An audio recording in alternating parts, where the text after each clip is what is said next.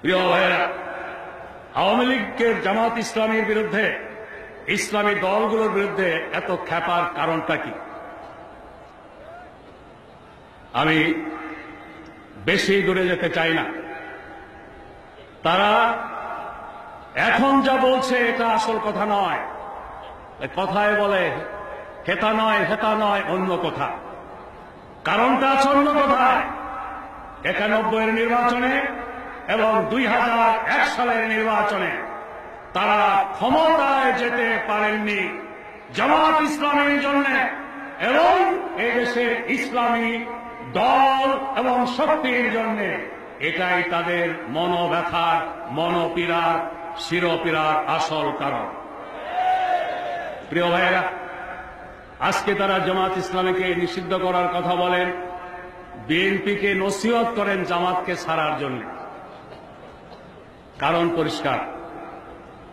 আমাদের secretary general বলেছেন, কামরুজ্জামান সাহেব বলেছেন, আমি আর বলতে চাই না।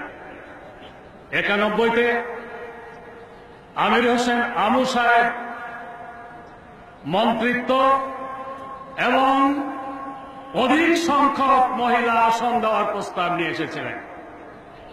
শেখ হাসিনার আরো অনেক কাকাবাবুকে লবিতে লাগানো হয়েছিল। পরবর্তীতেও তারা খোঁটা দিয়েছেন, আমাদের কথা শুনলেন না, কি পাইলেন। আজকে তারা বড় বড় কথা বলছেন। 96-এ তারা নির্বাচিত হলেন কিভাবে? একটি জাতীয় দুর্ঘটনার কারণে, জাতীয়তাবাদী শক্তি এবং ইসলামী শক্তির মধ্যে ভুল বোঝাবুঝির সৃষ্টি হওয়ার কারণে, ভুল বিভক্তির কারণে। এই কথাটা তাদের মগজে আছে।